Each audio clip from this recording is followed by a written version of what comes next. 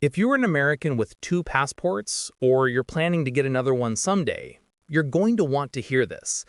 A new bill has been introduced in Congress, and if it ever becomes law, it could completely change what it means to be a dual citizen in the United States. The idea behind it is simple but extreme. Americans would no longer be allowed to hold citizenship in any other country. One passport, one allegiance, no exceptions. Now, this bill hasn't passed. It may never pass.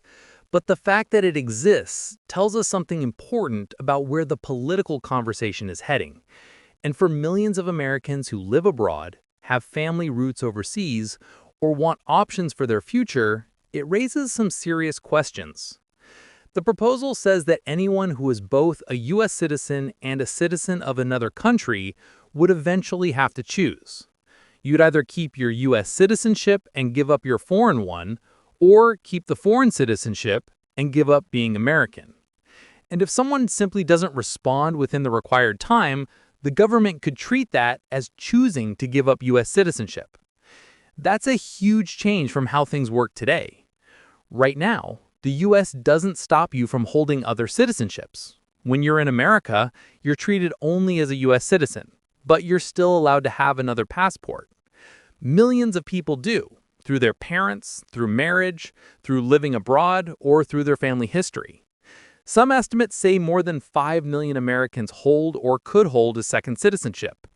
In reality, it may even be far higher because the U.S. doesn't track this information at all. If this bill ever became law, it could affect people in all kinds of situations.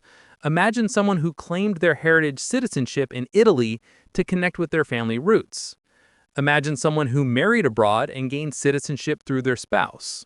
Imagine someone who was born overseas and grew up in the U.S., or someone who has lived in another country long enough to qualify for citizenship there.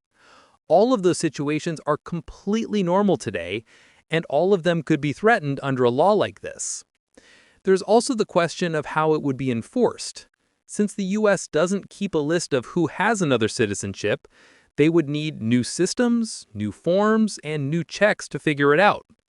And if someone doesn't fill out the paperwork in time, what happens? Are they assumed to have given up being American? Would people lose their nationality without ever intending to? These are the kinds of questions that make this proposal so controversial.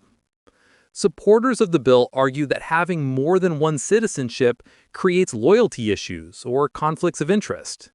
But the reality is that millions of people around the world hold dual citizenship, and it works without problems. Countries like Canada, the UK, Italy, and Australia all allow it. For most people, dual citizenship isn't about politics or loyalty at all. It's about family, opportunity, culture, travel, and security. It gives people more freedom, not less. And that's exactly why so many Americans are paying attention.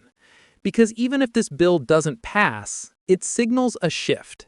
It shows that some politicians want tighter rules, fewer global ties, and fewer options for citizens. It also shows that having a backup plan, whether that's a second residency abroad, strong ties to another country, or even another passport, might matter more in the future than it does today.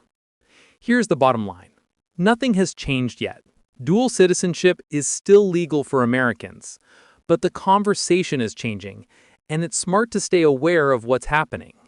If you're someone who values freedom to move, live, work, or retire in different countries, it might be time to think about what you want your long-term options to look like.